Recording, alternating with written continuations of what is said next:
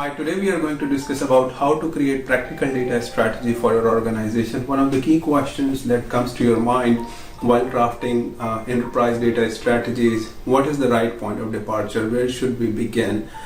We suggest our customers with the 4 different pillars to begin with. One is business goals and strategy. Second is maturity state assessment. Third is proposed future state, and the fourth one is the implementation roadmap.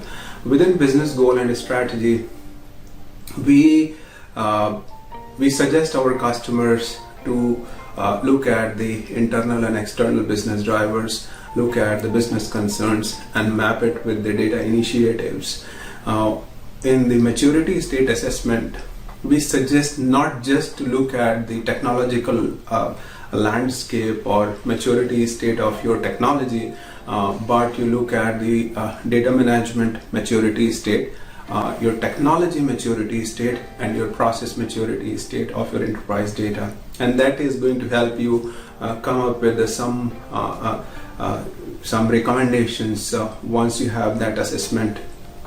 Now the third one is the proposed future state. Future state, most of the time people relate future state to the architecture, but that's not it's all about. Architecture is just one component of it. First important component of proposed future state is your org structure. So when you are trying to implement an enterprise data strategy in the proposed future state based upon the maturity state assessment, how your org structure looks like. And org structure is not just your data department org structure. Okay, executive, then strategic, then operational, then tactical, and it is a mix of both business and technical folks.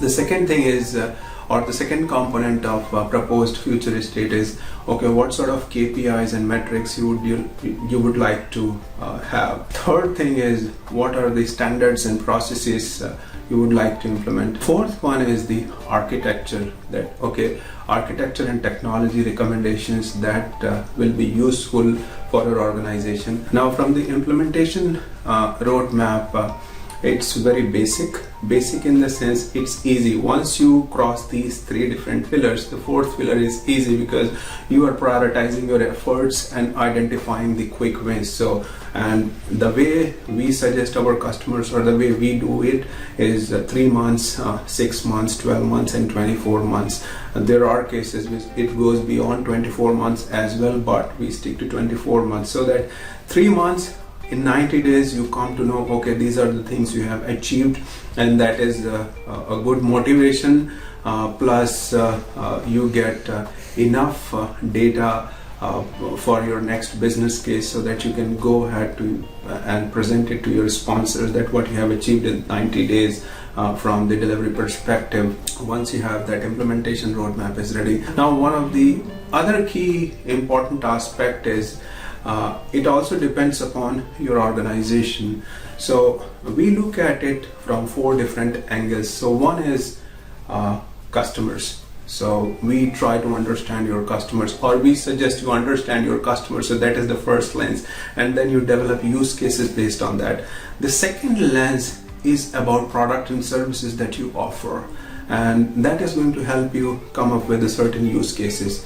The third is your internal and external processes, or business processes that you have within your organization. It could be supply chain, finance, or whatever key processes that you want to look at from the business perspective. That is going to help you develop some more business use cases.